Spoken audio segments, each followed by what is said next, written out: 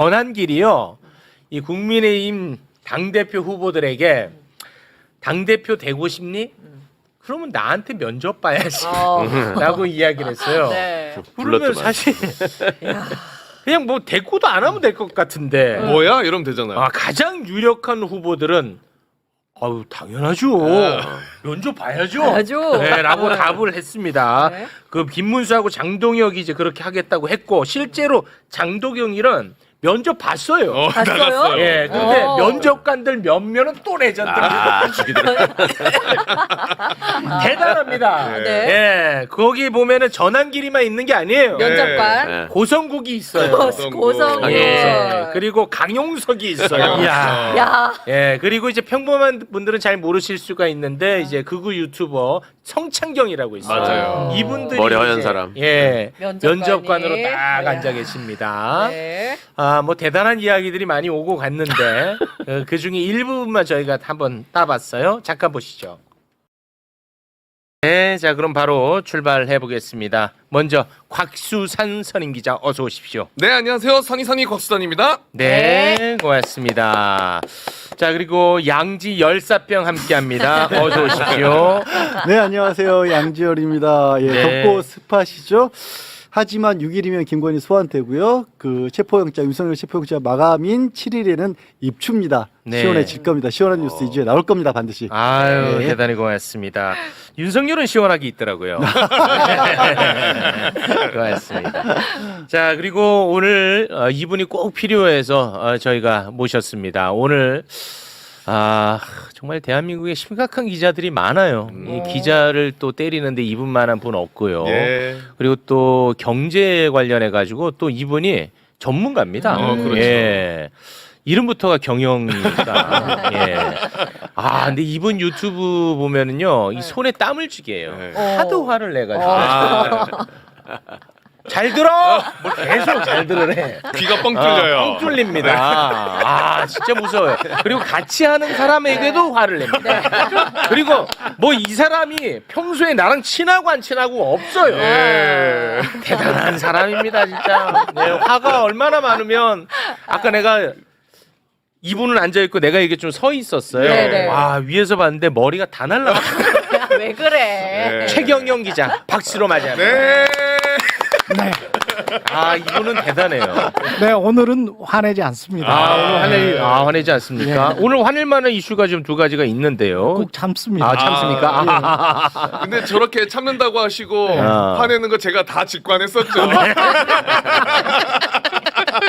진정한 변혼 동물입니다. 대단합니다. 이분은 친소 관계가 전혀 중요하지 않아. 네. 그건 맞잖아요. 친소 관계 전혀 중요하지 않잖아. 그렇죠. 예. 그렇죠. 최경영 TV 뭐 지켜보신 분들은 다 아실 것 같은데요. 그렇습니다. 예. 그러니까 본인의 판단과 생각이 틀릴 수는 있겠지. 하지만 내 이해관계에 따라서 평론과 비판이 흔들리진 않아. 아니 그리고 제가 뭔가 팩트가 잘못됐으면 네. 바로 이제 머리 긁적이면서 제가 잘못했어요라고 말씀을 드려요. 사과도 합니까? 네, 사과 바로 해요. 훌륭한 이거는 자세네. 최웅님이랑 비슷한데요? 야씨. 전혀 다릅니다. 저는 막무가내로 화 안 냅니다. 전 고맙습니다. 네. 자 그리고 큰일 치르고 돌아왔습니다. 우리의 따뜻한 박수가 필요할 것 같습니다. 최강욱 유튜버 따뜻한 박수로 오랜만에 맞이합니다. 네. 감사합니다. 진짜 오랜만입니다. 뵙고 싶었습니다. 한 2주 만에 뵙는 것 같네요. 예. 예. 2주 지났으니까 이제 좀 나오라고 말씀하셔서 누구처럼 뭐 바닥에 들어 누워서 반항 이런 거 없이 얼른 나왔습니다. 어떻게 좀 잘 지내신 거죠? 예, 너무 많은 분들이 위로해 주시고 걱정해 주시고 하셔서 잘 네. 모셨습니다. 고맙습니다. 진짜. 네, 고맙습니다. 자, 또 뭐 일을 하다 보면은 이제 조금씩 또 위로가 되지 않을까 하는 건방진 말씀을 한번 전해봅니다. 오랜만에 진짜 네. 시작하면서부터 환하게 웃네요, 제가. 역시 매불쇼가 다릅니다. 예. 고맙습니다. 자, 그러면은 뭐 화도 나고 내가 부끄럽기도 하고 그리고 또 씁쓸한 웃음이 나기도 한 네. 빤스 숙의 이야기를 잠깐 해야 될 것 같습니다. 네. 윤석열은 진짜 인간이 야야. 그러니까 뭐 대통령 치고 뭐가 어떻다 이런 말 하지 마. 네. 그냥 인간이 야야. 맞아, 네. 윤석열 최악. 최악이야. 예, 빤스 입고 그냥 들어 누웠습니다. 네. 체포영장 집행을 완전히 그냥 거부를 했는데요. 김건희 특검에서 윤석열의 추태를 또 자세하게 세상에 알렸습니다. 그 부분을 잠깐 듣고 오겠습니다.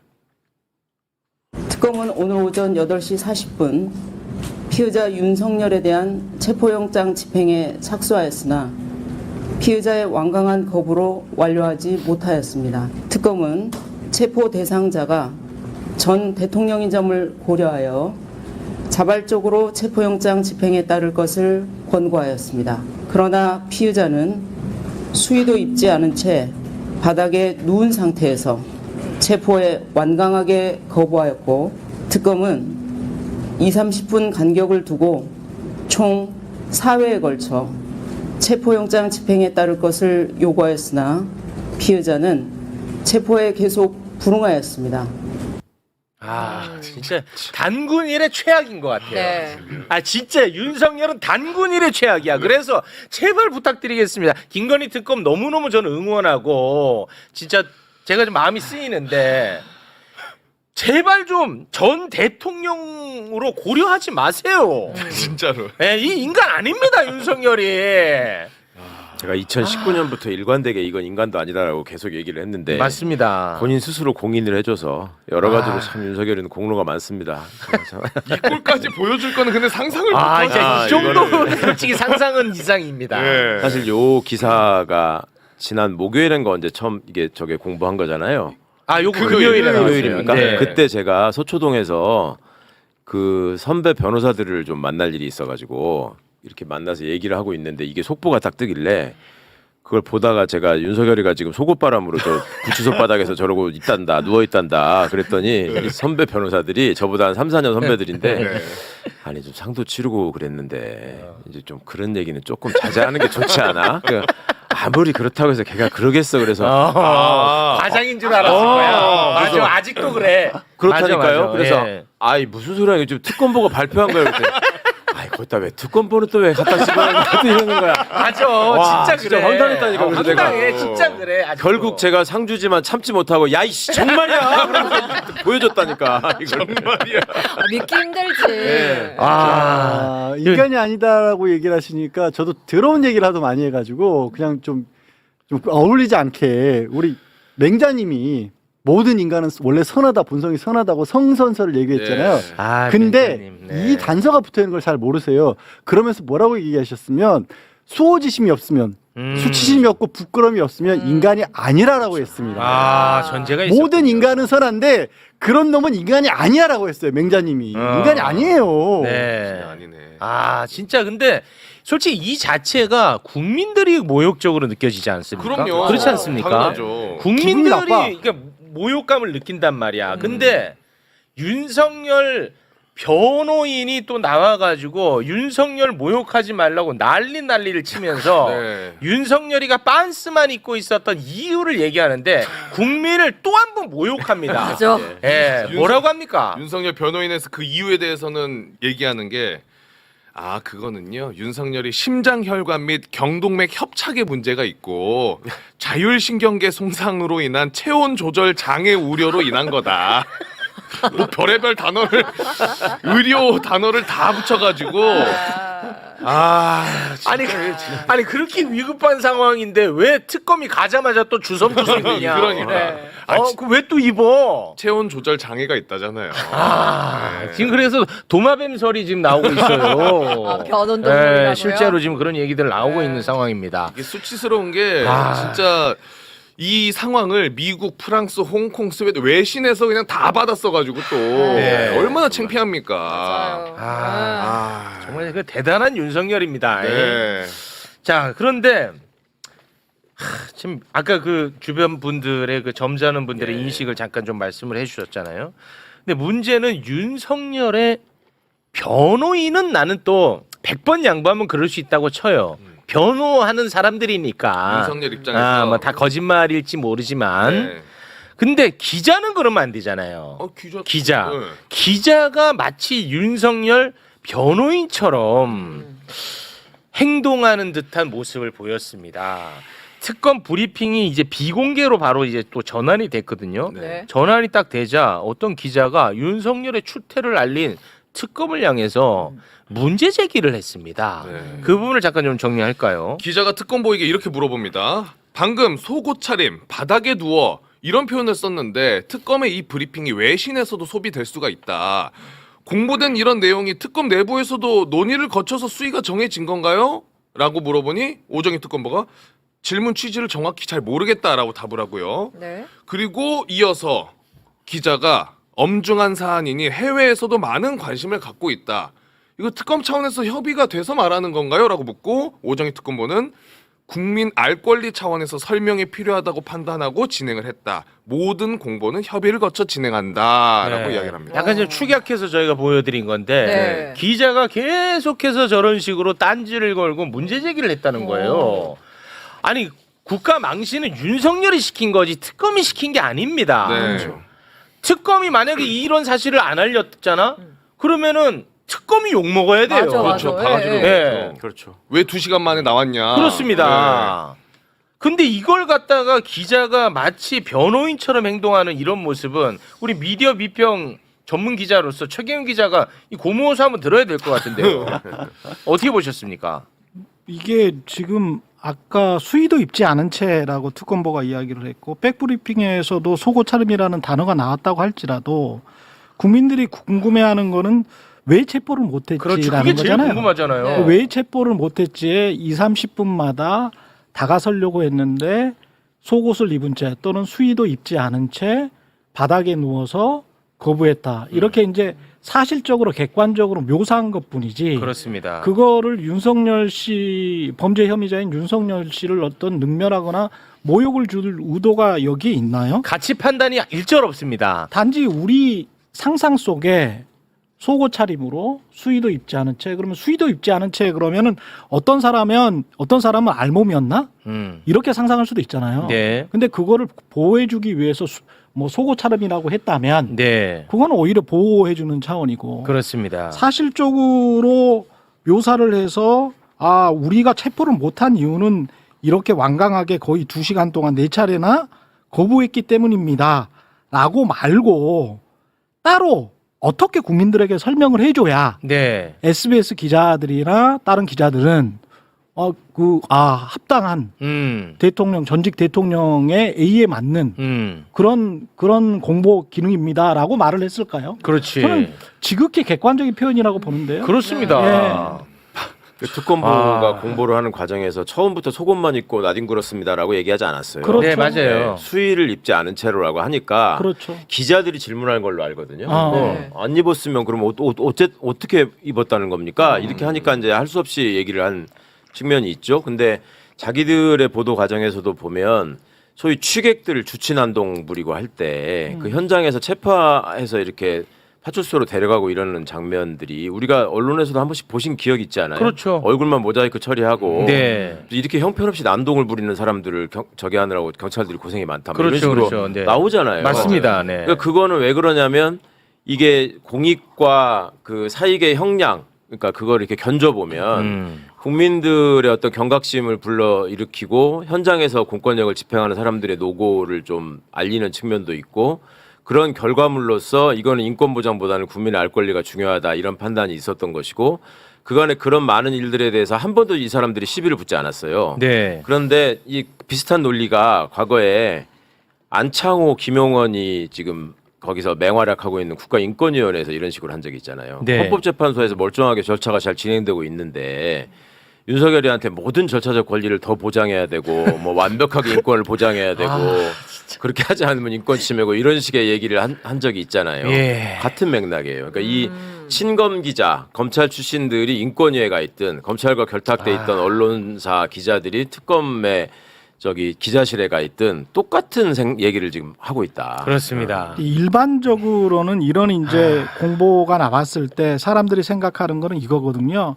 야 추태 부렸네 전직 대통령이 이렇게 생각을 하잖아요. 근데 이제 사람들이 생각하는 추태인가 추태가 아닌가에 관한 그 프레임, 그 창틀 바깥에서 공보가 오버했나 오버하지 않았나 이쪽으로 프레임 전환을 시도하고 있는 겁니다. 네.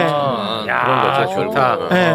그런 것 뿐이에요. 그러니까 맞아. 일반적으로 우리가 보편적으로 야 진짜 추태네 이렇게 이제 하고 아유 연세도 드신 분이 그렇게까지 높게 올라가신 분이 국민들 보기에 부끄럽지 않나? 네. 이게 이제 일반적인 국민 정서거든요. 그렇습니다. 근데 그게 아니고 정치적으로 이걸 꽈서 비틀어서 맞아요. 야 이거는 특검보가 특검이 정치적으로 오바를 한 거야 라고 프레임 전환을 시도를 하는 거죠. 특검에 대한 신뢰도를 계속 낮추는 거죠. 조그마한 어떤 몸부림입니다. 네. 그게 푸닥거림 같은 명확하고 거죠. 또 네. 개 눈에는 뭐만 보인다고 두 분은 필드에서 취재를 해보셔서 아시겠지만 기자 출신입니다, 두 분 다. 검찰이 뭔가 부정적인 여론을 반전시키고 수사를 동력을 확보하려고 할 때 늘 하던 수법이잖아요. 피의자의 어떤 악성의 행태를 이렇게 슬쩍 기자들한테 흘려줘가지고 이 사람 망신 줘가지고 네. 더 이상 반항하지 못하게 만드는 그런 걸 하거든요. 네. 그러니까 이자들은 그런 식으로만 늘 봐왔기 때문에 특검도 지금 그렇게 하고 있다라는 식의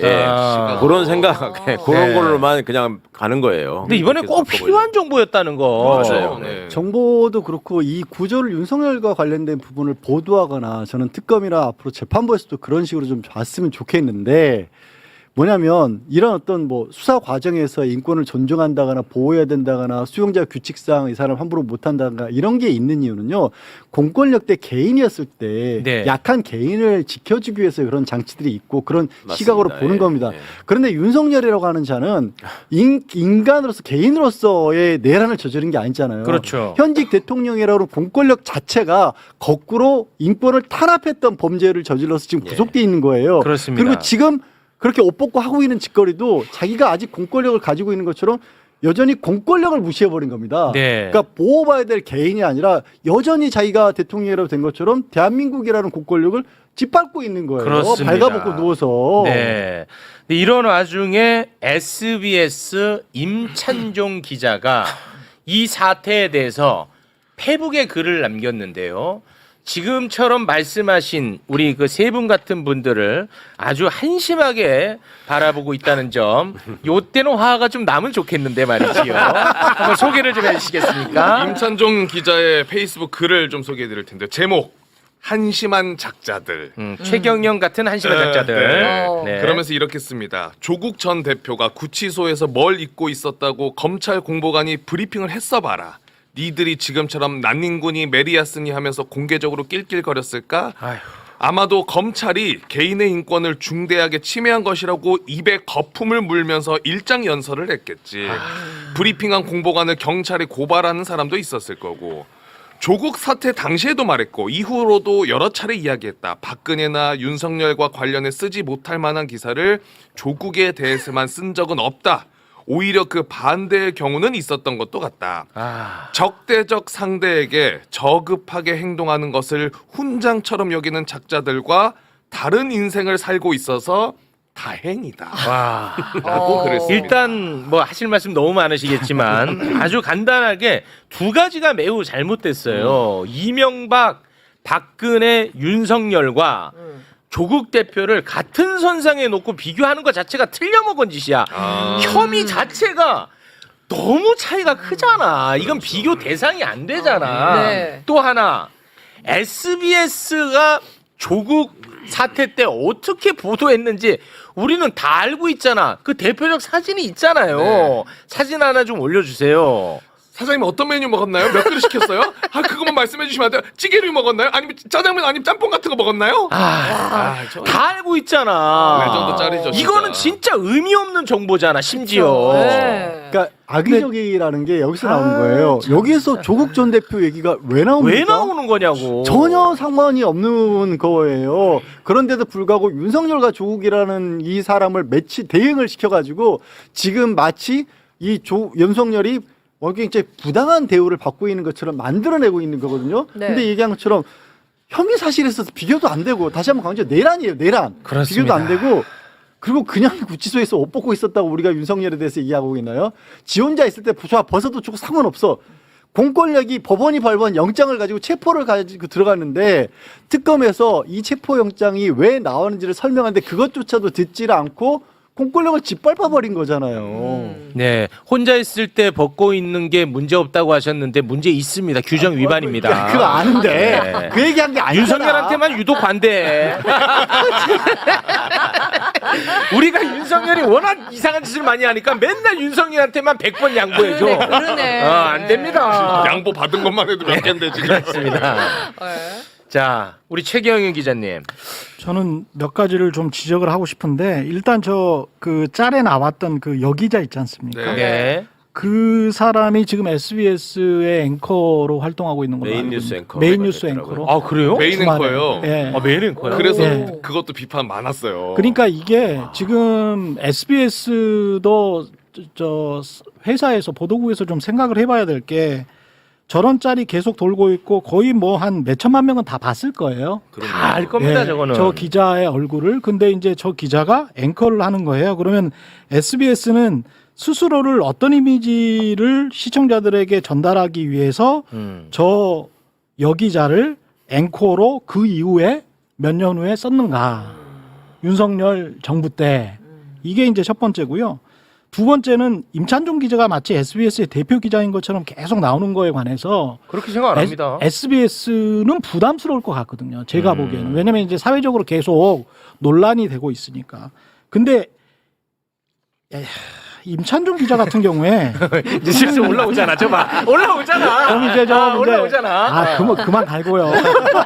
올라오잖아. 두 가지만 말씀드릴게요. 네. 대표적으로 결과적으로 오보가 돼버린 5대3 대드락 오보 같은 그 경우에 윤석열 탄핵 심판 때 이 사람이 했죠. 그 대드락. 5대3 그렇죠. 대드락. 명확하게 서류나 뭐 어떤 증거 제시도 없이 그렇죠. 그냥 보도를 했고 그걸 SBS가 메인 뉴스로 아주 크게 틀었거든요. 그렇습니다. 그때 SBS의 의도는 진짜 무엇이었는지 내란 보호 목적이 아니었는지도 SBS 스스로 한번 보도국 자신들의 양심에 한번 물어보시고요. 임창정 씨도 기자 양심을 그렇게 강조를 했으니까 본인은 어떤 생각이었는지 그리고 그 이후에 왜 오보가 났는지에 관해서는 왜 따로 보도를 안 하는지에 관해서도 좀 알려주십시오. 그것도 왜 오보가 났는지에 관해서도 알아야 할 시청자의 권리가 있지 않습니까? 네. 그리고 두 번째 사람들이 잘 모르는데요. 한동훈 법무부 장관 임명했을 때 임찬종 기자가 보도한 게 있습니다. 어떻게 묘사를 했는지 아세요? 그렇죠. 그거 유명하죠. 뭐가 있어요? 윤석열이 JF 케네디고 한동훈이 로버트 케네디의 동생이라고 보도를 했어요. 로버트 케네디하고 한동훈이를 동일선상에 놓고 로버트 행적을 케네디라고. 쭉 이렇게 같이 그러니까 케네디 명문가거든요. 네. 명문가고 미국인들이 가장 사랑하는 대통령 중에 하나입니다. 민주당이죠. 근데 전혀 다른 한국의 보수당의 검사 출신의 지금 알고 보니까 막무가내 무법 천지인 사람을 거기다가 고발 사주 의혹은 아직까지도 댕거링 하면서 있습니다. 아, 공수처가 지금 하고 있어요. 그렇죠? 네. 고발 사주는 누구와 관련된 겁니까? 윤석열, 윤석열과 한동훈. 한동훈이 관련된 겁니다. 그렇습니다. 근데 그때는 없었습니까? 이 있었죠. 기사를 썼었을 때 케네디 가문과 비교를 했었을 때 그러면서 법무부 장관 대통령 하모니 조화롭게 잘해봐라라는 식의 기사를 썼었을 때는 그런 어떤 의혹들이 없었나요? 의혹이 있었잖아. 있었죠. 그런 의혹에도 불구하고 임찬종 기자는 왜 정권이 바뀌고 그런 아주 부드럽고 좋은 기사를 썼습니까? 왜 그렇습니까? 그리고 내란 바로 직후에는 왜 헌법재판소를 흔드는 그리고 전체 민심을 흔드는 그런 보도를 SBS는 전면에 내세워서 했습니까? 왜 그랬을까요? 그거는 SBS 보도국과 SBS 전체에 관한 의심을 할 수밖에 없는 거예요, 우리가. 안 그렇습니까? 그거는 그 방송사로 보면 이런 거죠. 방송사로 보면 SBS는 간특한 지상파의 조선일보인가? 간특한 지상파의 조선일보. 안 그런 척, 객관적인 척, 중립적인 척 하지만 항상 어느 누군가의 편에 있는 그런데 알고 보니 그거는 보수 또는 내란 극우 세력의 편에 있는 왜? 아마도 지주회사가 건설회사에서 그런 거 아닌가? 이렇게 의심할 수밖에 그렇게 없는 이제 거죠. 의심을 한다는 겁니다. 요거 하나만 좀 바로 잡고 가겠습니다. 우리 저 제작진이 보내온 건데요. 짤에 나왔던 아까 그 이현영 기자. 예. 그분은 그 윤석열 정부 때 앵커했던 건 아니고 파면되고 나서 파면되고 나서 4월 19일부터 주말 앵커를 하고 알겠습니다. 있다라는 사실. 예. 근데 그 대단히 정정합니다. 시점과 관계없이 저는 그게 시청자들한테 주는 시그널은 어떤 시청자들은 상당히 불쾌할 거라고 생각합니다. 나는 이거 같아. 뭐냐면 그러니까 그 임찬종 기자 같은 사람 뭐 속내가 어떤지는 잘 모르겠지만 자기 딴에는 굉장히 똑똑하다고 생각하는 사람들은 이런 게 자꾸 스스로를 멋있게 만드는 것 같아. 나는 윤석열도 깔 줄 알고 조국도 깔 줄 아는 사람이야. 예를 들면 이게 작동하는 것 아닌가. 그래서 그 사실은 그 조국 문제로 저 기자는 솔직히 좀 SBS에서는 오히려 좀 감추고 싶은 마음이 커질 것 같다는 생각이 드는데도 근데 불구하고 메인 앵커로 내세웠단 말이야. 우리는 조국도 까고 윤석열도 깔 줄 아는 언론사야. 근데 이렇게 공정해. 이거 이렇게 아닙니까? 생각하면 될 것 같아요. 그러니까 두 가지 말씀드리고 싶은데 또 첫 번째는 이게 첫 번째는 이런 거예요. 조국과 관련해서는 저도 비판을 했어요. 당시에 KBS에서 시사 프로그램 중에서 아마 거의 처음으로 사모펀드를 민정수석이 든 거는 그거는 어떻게 봐도 부적절하다라고 아예 오프닝으로 비판을 했습니다. 그러니까 그 도덕적으로. 예. 그러니까 저는 정도와 수위와 관련된 건데 비판은 다 해요. 근데 그 비판이 중앙일보나 특히 그때 당시에 중앙일보나 SBS나 대다수 언론들이 했던 그것 중에 오보도 굉장히 많았고 과장된 보도도 굉장히 많았잖아요. 네. 지금도 이재명 정부 들어와서 인사와 관련된 논란은 저도 지금 비판을 해요. 계속 비판하고 있습니다. 네. 근데 그 정도나 수위가 그러면 뭐 평균적인 이제까지 보편적인 언론의 수위의 비판이었나? 그건 전혀 아니라고 보거든요. 전혀 아니고 무리한 보도도 굉장히 많았고요. 특히 중앙일보 같은 경우에 무슨 사모펀드가 무슨 대선 자금용이라고 막 비판하고 김경률에게서도 막 그게 확정적인 것처럼 이야기를 했잖아요. 다 틀린 얘기지. 그런 거 전부 다 오보였지 않습니까? 다 틀린 거지. 근데 그런 것과 관련해서는 아니 나도 비판했어. 나도 비판했지만 그때 당시에 정도와 수위에 맞게 비판한 언론이 맞는 언론은 아니에요. 네. 그리고 두 번째 법적으로 봤을 때는요. 이게 우리가 윤리적으로 봤을 때는 우리는 매일 저도 교회를 다니는데 매일 죄를 짓고 살아요. 우리 최욱 씨도 죄를 전 죄 짓지 않습니다. 너무 그 죄인 취급하지 마시죠. 거짓말이에요. 네. 저는 거짓말이에요. 매일 죄를 짓습니다. 매일. 저는 그렇게 죄인 취급하지 마십시오. 매일 죄를 짓습니다. 죄를 짓는 거하고요. 윤리적으로 죄를 짓는 것과 사법적으로 죄를 만드는 거는 전혀 다른 전혀 문제입니다. 다른 문제지. 근데 조국 사태의 핵심은 사법적으로 죄를 만들었다는 게 핵심이에요. 그렇지. 우리는 저도 매일 죄를 지어요. 수산이도 매일 죄를 짓고 저는 착하게 살죠. 왜 죄인으로 만들지 마세요. 우리 회개해야 됩니다. 네. 아니 알겠습니다. 근데 이게 어. 죄를 짓는 것과 죄를 만드는 거는 굉장히 다르다. 그리고 그렇지. 죄를 만들었던 지난 4년 5년간의 역사에 관해서는 사법부, 검찰 그리고 언론이 반성할 부분이 굉장히 너무 많아. 많다라고 생각합니다. 죄의 무게만큼 비판하는 거야. 누가 뭐라고 합니까? 그렇죠. 이거는 말도 안 되는 일들을 네. 벌였잖아요. 근데 이거를 함께 묶어가지고 너도 어차피 죄인이잖아. 너도 죄 짓고 살잖아. 그게 아직도 남아있다는 게 나는 처참하더라고. 나는 그런 이번에 식으로 이걸 지금. 꼭 다루는 이유가 뭐냐면 조국 사태 이후에 뭔가 좀 반성하고 성찰을 하고 발전을 해야 되는데 그대로 인식이 남아있어요. 그렇지. 너무 예. 중요한 말씀. 중요한 말입니다. 그러니까 지금 뭐라고 썼든 간에 인권이 어떻고 뭐 이런 네. 거 소리고 결국 나는 조국이 싫어. 그 얘기예요, 그냥 이거는. 네. 그리고 누가 봐도 그런 느낌을 가질 수밖에 없는 이유가 사실은 임찬종 기자를 꽤 오래 전부터 제가 알고 있었습니다. 법조 기자를 제가 볼 때만 해도 그때는 젊은 기자였는데 이제 어느덧 중견을 넘어서서 이제 50이 넘은 법조의 원로 기자처럼 됐어요. SBS에서 거의 제일 선배일 거예요. 근데도 계속 SBS가 어떤 공간을 임찬종한테 주지 않을 재간이 없는 것 같아요. 그러니까 예전에 소위 조국 장관 사건 때 나름 특종을 많이 했거든요. 그리고 이제 이 사람의 머릿속을 그간에 제가 이 사람하고 좀 대화를 해본 걸 경험으로 좀 유추를 해보자면 특별히 제 느낌에 SBS 기자하고 조선일보 기자들한테 좀 느껴지는 잘못된 점이 뭐가 있었냐면 네네네. 검찰에 공보를 담당하거나 사건 가지고 기자들을 이용해서 장난치는 놈들의 수법 중에 하나가 동료의식을 자꾸 심어줍니다. 우리가 엘리트이고 당신들도 엘리트다. 서울대 나오지 않았냐. 같이. 우리가 세상을 이끌어가는 거고 우리가 세상을 정화하는 거다 이런 걸 계속 심어줍니다. 그럼 그거를 은연중에 즐겨요 되게. 그리고 그런 얘기를 들으면 지가 그 사람과 동급이 된 것처럼 스스로 착각을 해요. 같은 팀원 느낌이구나. 그렇죠. 중앙지검 3차장이 저녁 먹자고 해가지고 양지열 기자님 저기 뭐 이러저기 기사 잘 보고 있습니다. 역시 탁월하시더군요. 이런 거에서 우월감을 느껴. 30대 후반에 40대 초반 이제 법원 검찰에 막 일진이 된 기자들 입장에서 흥분하는 거예요. 그런 증세가 있잖아요. 근데 그것이 그걸로만 끝난 게 아니고 실제로 발현돼가지고 문제를 일으킨 시작이 제가 기억하기로는 소년 의원의 목포 땅 투기 사건이에요. 네. 이거 조국 장관 사건보다 훨씬 전의 일이었고요. 이게 검찰이나 또 언론에 동통되는 속성 중에 하나가 유명한 사람을 하나 잡아가지고 저거를 그 신상의 어떤 그 변동을 일으켰을 때 내가 효능감을 느끼고 그랬겠지.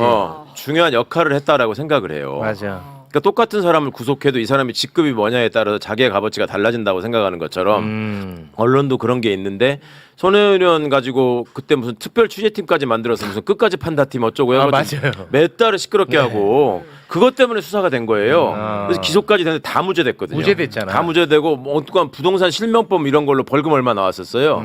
그때 제가 그 마지막 확정 기사의 보도를 잊지 않습니다. 그나마 다른 언론들은 다 무죄라고 나왔거든요. 땅 투기 혐의 무죄. SBS는 어떻게 됐어요? 유죄 판결. 어?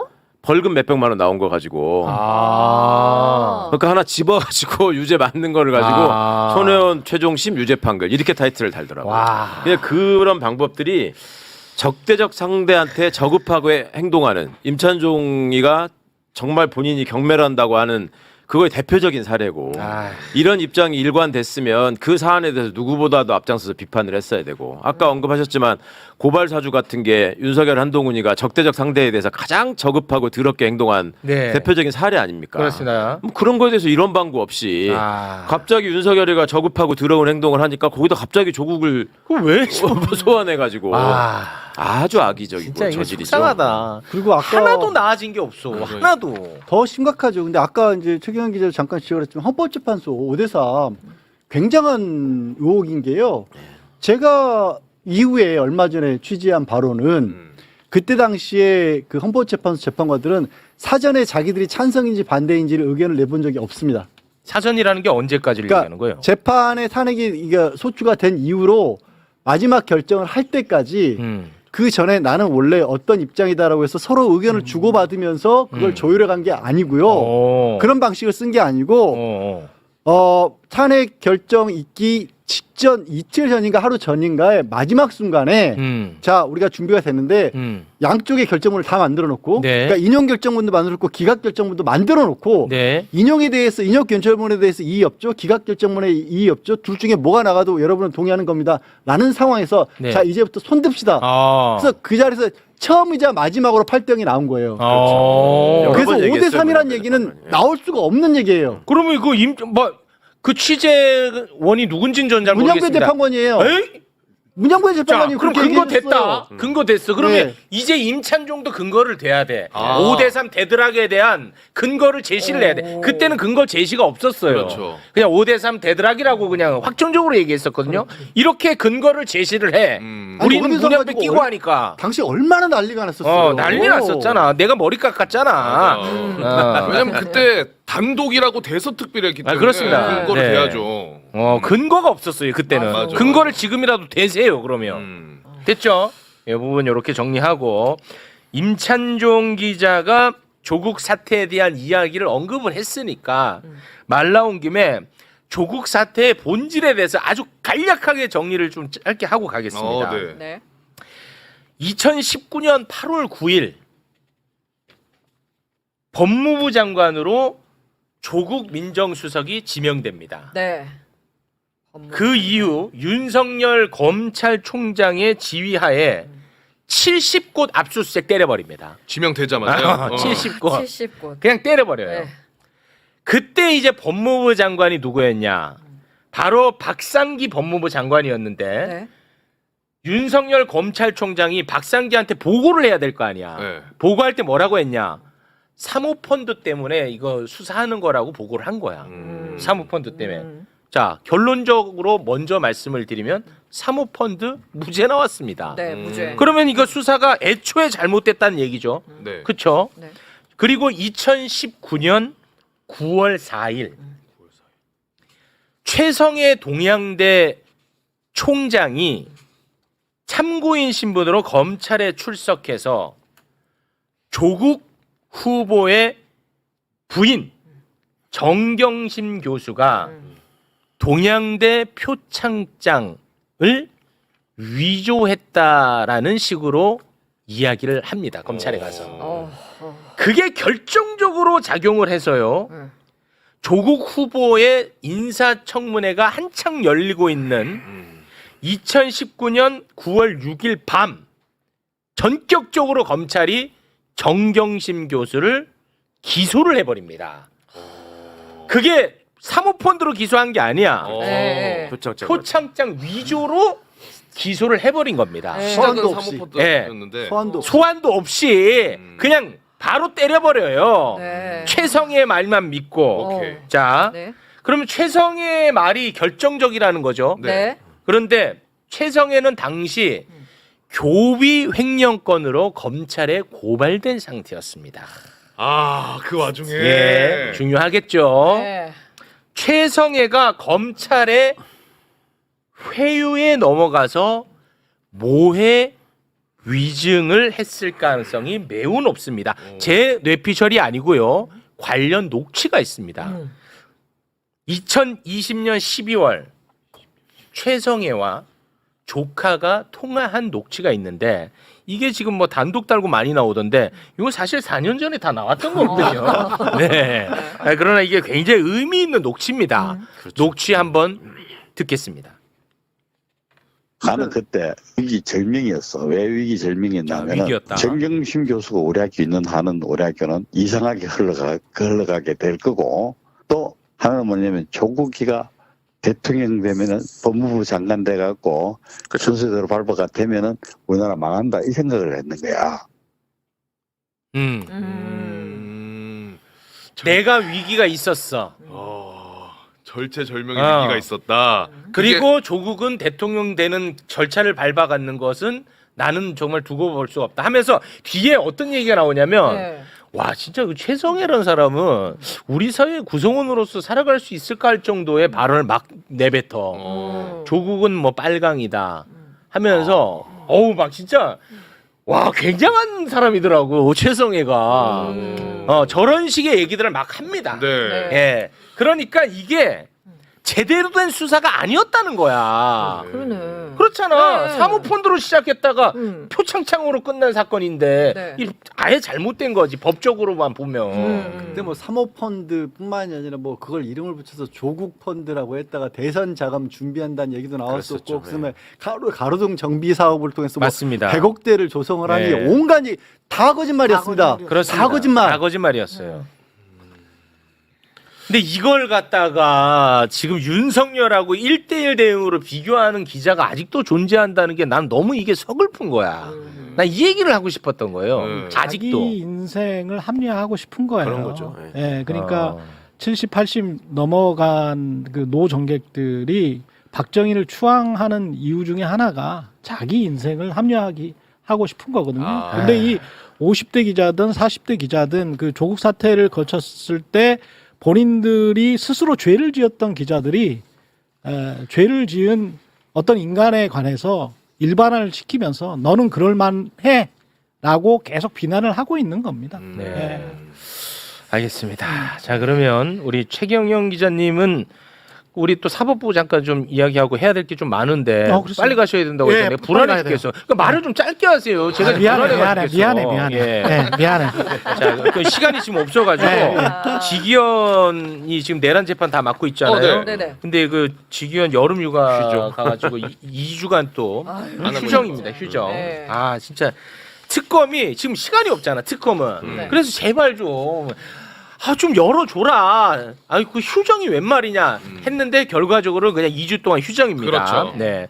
근데 참고로 말씀드리면 박근혜 전 대통령 때 재판 했어요. 휴정 없었어요. 네. 예. 그리고 주 4회 했었습니다. 맞아요. 근데 지기현이는 주 1회 합니다.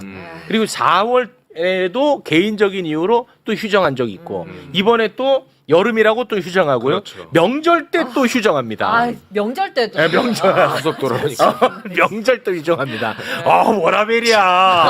워라벨이야 지기현. 주 한 번 재판하고 근데 특검이 구인영장 발부 요청 강력하게 했잖아요. 네. 이것도 지금까지 뭐 어떻게 되고 있는지 안 모르겠어. 네. 네, 지금 뭐 나오는 얘기가 없어. 근데 성격 급한 조이대. 성격 급한 줄 알았잖아, 우리. 엄청 급한 줄 알았잖아. 그런데 그 룸살롱 관련해 가지고는 지금 세워라. 내워라. 안 나오고 있죠. 그리고 네. 지기현이가 이렇게 재판 지리하게 끌고 있는 거에 대해서 한마디 말도 없습니다. 이 관련해서 대법관 천대엽에게 물어봐요. 국회에서 이 일련의 이 문제점에 대해서 천대엽이가 얘기하는 걸 들어보면 네. 뭐가 문제인가요? 이런 생각을 갖고 있어. 자, 양복 입고 넥타이 매고 머리 하얗다고 점잖은 거 아닙니다. 말투만 들어보면 천대엽 대법관 점잖해 보여. 맞는 말 같이 보여. 그러나 진짜 심각합니다. 함께 보시죠. 지기현 판사에 대해서 그 윤리감찰관실인가요? 예. 거기서 지금 조사 중에 있죠? 1차적인 조사는 끝난 걸로 알고 있습니다만은 조금 더 확실히 하기 위해서 현재 공소시에서 수사적인 상황을 지켜보고 그에 맞춰서 이런 계획을 세우는 것을 알고 있습니다. 지기현 판사는 4월 달에도 개인적인 사유로 재판을 2주간 안 한 적 있지 않습니까? 예, 분명히 그때 소장님도 확인해 주셨죠? 지금 혹서기에 여름에 2주간 휴정하죠? 그렇습니다. 지기현 판사 재판부도 휴정합니까? 그런 것으로 알고 있습니다. 아니 내란 사건 재판하는데 특검이 겨우 해가지고 6개월 구속을 해가지고 6개월 연장을 시켜놨는데 이것조차 또 허비할 생각입니까? 해당 재판부에서는 올 연말까지 사건을 처리하겠다는 계획을 공언을 하고 실제로 그와 같이 하고 있는 것을 알고 있습니다. 그래서 그 재판부에서 밝힌 계획이 있는 만큼 저희들도 그것이 국민과의 약속이니까 잘 지키리라 믿고 지켜보고 있는 중입니다. 그러니까 점잖고 머리 하얗고 뭔 대법관이고 넥타이 메고 양복 입으니까 네. 얼핏 들으면 말처럼 네. 들리지만 네. 아무 문제 없는데 왜들 그러십니까 이거예요. 이렇게 인식차가 커서 어떡합니까? 심각합니다 진짜. 비비진다. 예, 국민과의 약속을 뭐 들먹이면서 아유 정말 심각한 상황입니다. 네. 요거는 요 정도로 정리하고요. 아유 아주 그동안에 이제 시끄러웠죠. 민주당 전당대회. 네. 끝이 났습니다. 맞습니다. 어떤 결과가 나왔습니까? 자 간단하게 결과만 말씀드리면은 정청래 후보가 67.74%를 득표하면서 당선이 됐습니다. 당대표로. 네. 그리고 박찬대 후보가 38.26%를 득표했습니다. 네. 자, JYP 교수님, 박진영 교수님 박수로 모시겠습니다. 네, 안녕하세요. 네. 이번 말도 되고 글도 되고 노래도 되는 박진영. 아, 노래도 돼요? 노래 돼요? JYP잖아. JYP잖아. 민주당의 전당대회 결과 어떻게 보셨는지 궁금하고요. 그리고 우리 교수님이 주목하는 대목이 있으면 몇 가지 짚어주셔도 됩니다. 네, 그 당내 선거에 3대 철칙이라는 게 있어요. 3대 철칙. 첫 번째, 초반 결정 구조다. 초반. 초반 결정 구조다. 아, 역전승은 없다. 아. 예, 영어로 프런트 로딩이라고 이야기하는데요. 아, 이게 뭐 초반 학술로서 굳어진 수준이에요. 그래서 아. 이재명 뭐 이낙연 경선할 때나 대통령 후보 뽑을 때도 초반에 이기는 사람이 끝까지 그냥 쭉 이겨봐요. 그걸 이제 우리 보통 이제 초반 결정 구조다 그렇게 얘기하고요. 두 번째는 당내 이데올로기가 강한 사람이 유리하다. 당내 이데올로기. 진보 정당에서는 보다 진보적인 사람이, 아. 보수 정당에서는 보다 보수적인 사람이. 아. 왜 그러냐면요.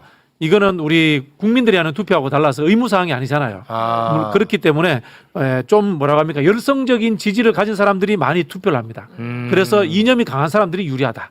이렇게 이야기를 하고요. 아, 그러면은 정청래 후보가 박찬대 후보보다 더 진보적이라고 평가를 받았나 보군요. 그렇죠. 평소에 이제 그렇게 평가를 받은 거죠. 아, 그렇군요. 그리고 이제 세 번째는 보통 우리가 영어로 expectation 게임이다. 이렇게 이야기하는 기대 게임, 예측 게임 이렇게 이야기하는데요. 원하는 게 있어요. 정청래에게 원하는 거, 박찬대에게 원하는 거, 이게 당원들이 또는 언론이 원하는 거, 이걸 해줘야 돼요. 그래야지 그게 이슈를 끌고 가거든요. 재밌다. 네, 그런 부분에서 그러면 정청래에게 바란 건 뭐고 박찬대에게 바란 건 뭐였나요? 정청래에게 바라는 거는 죽도록 싸워라. 이런 거죠. 박찬대에게 바라는 거는 이재명 대통령과의 호흡의 문제. 근데 이게 박찬대 후보가 좀 표현이 그렇습니다만 얼굴이 좀 두껍지 못하고 사람이 너무 좀 착한 것 같아요. 여기에서 대통령을 세게 팔아야 되는데 그걸 못 하신 거야. 그게 저는 초반 전략의 실패라고 봐요. 그러니까 정청래 후보에게 바라는 것은 세게 싸우는 것. 세게 싸우는 거 했잖아요. 네. 그 실제로 이제 그걸 이제 충족이 됐나 보고. 충족이 됐죠. 네네. 그리고 박찬대 후보를 좋아하는 사람들은 박찬대 후보에게 바라는 것은 이재명 대통령과 정말 격이 없는 관계. 그렇죠. 정말 명심이랑 박찬대랑 거의 동일한 그 느낌. 근데 그거를 대통령께 부담이 될까봐 못 하신 거예요. 그런 것도 있을 수 있고 그걸로 경쟁을 하자니 정청래가 그렇다고 이재명하고 각을 세우는 사람도 아닌 것. 그렇죠. 이것도 좀 문제가 있어요. 본인 장점을 못 살린 거죠. 보통 재밌네. 이제 우리 정치에서 그걸 이장격단이다 이렇게 이야기합니다. 자신의 장점으로서 약점을 격파한다. 그런 이야기인데요. 보통 이제 정치 컨설팅 회사에 가면 컨설턴트들이 이런 이야기합니다. 최강욱 의원님 평소에 너무 센 이미지니까 부드럽고 스마트한 이미지로 바꾸세요. 이런 이야기합니다. 네네네. 그 수준 이하의 컨설턴트입니다. 사람은 바뀌지 않습니다. 원래 잘하는 걸로 가지고 승부하는 게 정치의 본질입니다. 그렇습니까? 네. 우리 의원님은 뭐 혹시 뭐 주목하는 부분 좀 있습니까? 이번 결과. 처음부터 보니까 6대3 구도가 별 변동이 없이 끝까지 똑같더라고요. 쭉 유지가 되잖아요. 똑같던데. 그러니까 그런 것들이 보니까 이렇게 구체적으로 분석한 자료들 보니까 대의원 투표에서만 박찬대 후보가 이겼더라고요. 네, 그렇습니다. 네. 그러니까 대의원의 비중이 예전보다 현저히 줄어들었고 대의원 투표의 그 효과가 그리고 당원들의 의사가 많이 반영이 되는 구조로 바뀌었는데 그러다 보니까 정청래 후보가 굉장히 어떤 득을 본 셈이죠.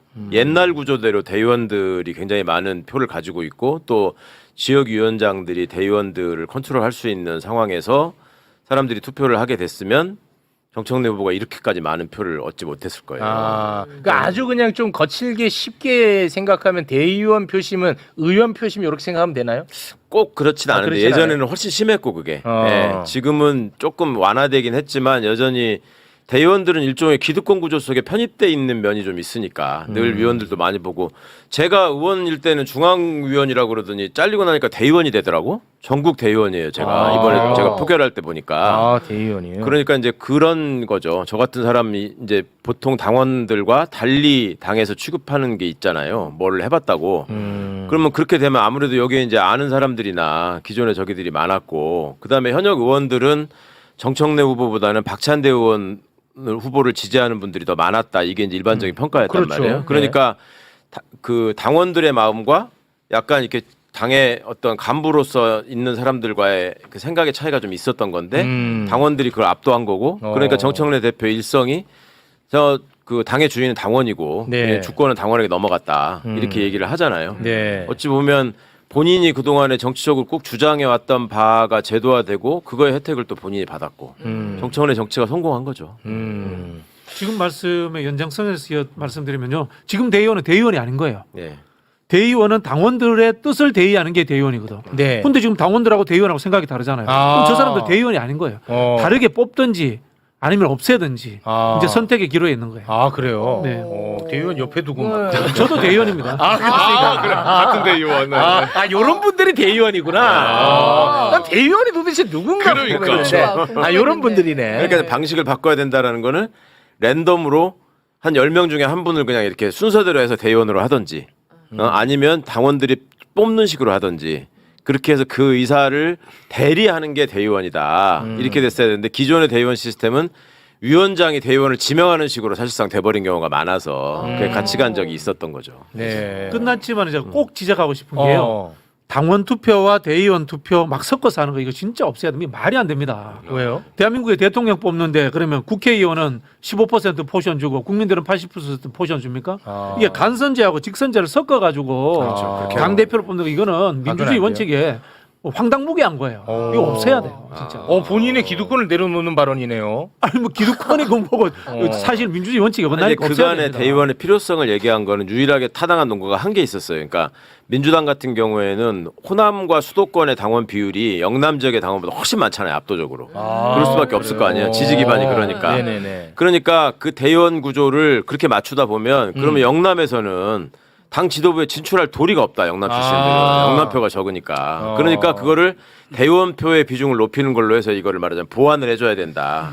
그런 논리가 있었던 거예요. 네. 근데 이제 민주당이 점점 더 전국 정당화가 되고 영남에서도 지지 기반이 점점 넓어지고 있잖아요. 네. 그러니까 이제 과거의 그 논리가 점점 힘을 잃고 있는 상황이 되는 거죠. 이재명 대통령은 영남 사람 아니에요? 그렇죠. 그렇죠. 네. 사실 금방 말씀하신 그 대의원 제도를 제가 2010년도에 실무자 때 짰었거든요.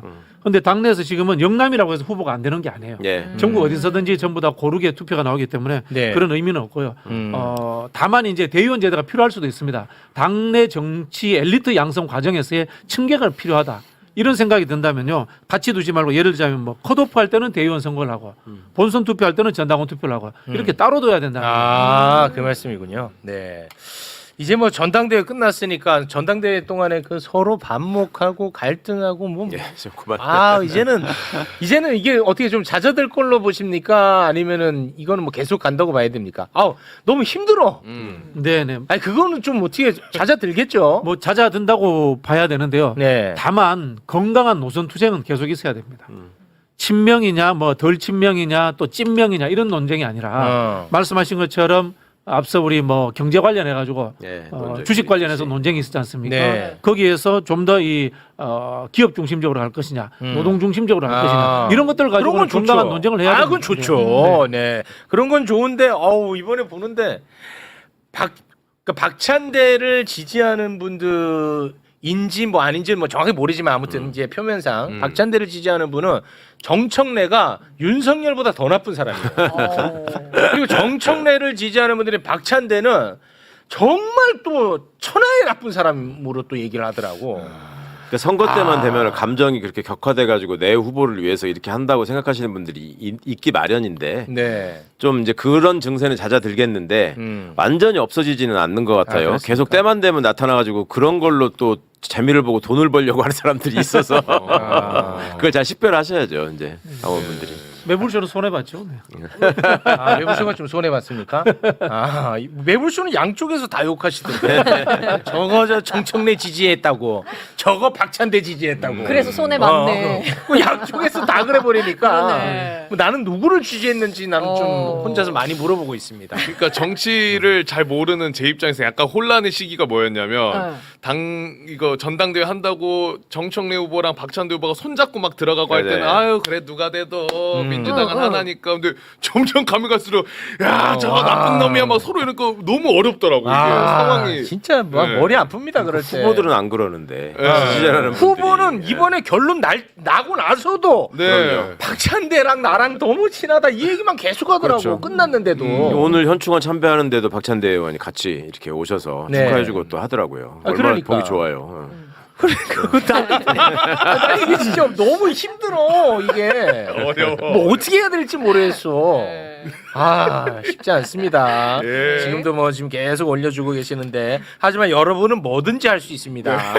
네. 자, 또 반면에 이제 국민의힘은요, 이게 지금 더 심각합니다. 이게 진짜 이거는 이거 큰일 났어요. 국민의힘은 8월 22일에 이제 당대표하고 최고위원을 선출을 하는데 네. 출사표를 던진 후보들의 면면을 보잖아요.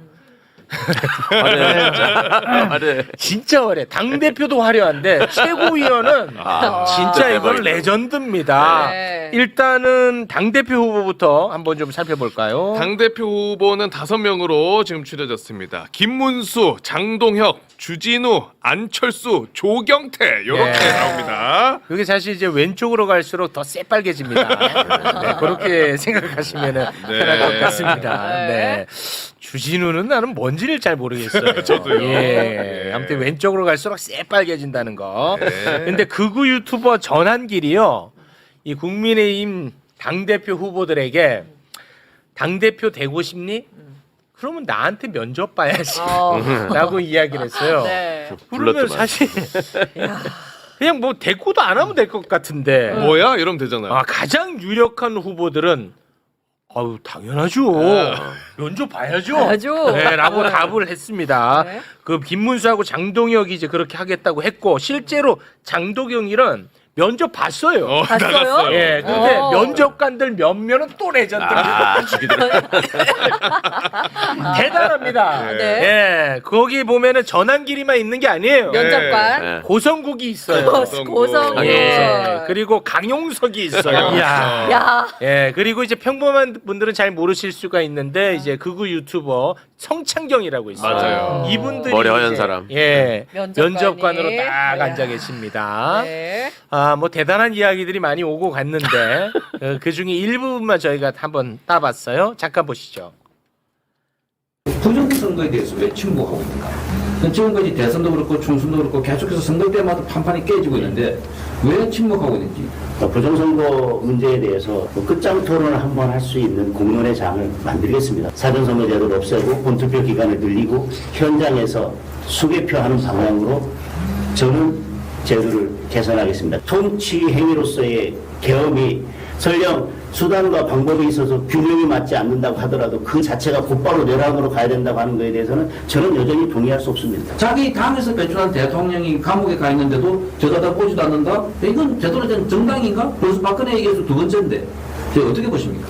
대통령에 대해서 저건이다 이런 말씀들을 하시는데 대통령에 대해서 누가 무슨 말 한마디나 하고 누가 무슨 뭐가 있길래 더 절을 하자는지 저는 잘 모르겠고 저는 당대표가 된다면 당의 대표로서 적절한 시점에 면회 허용된다면 저는 면회를 가겠습니다.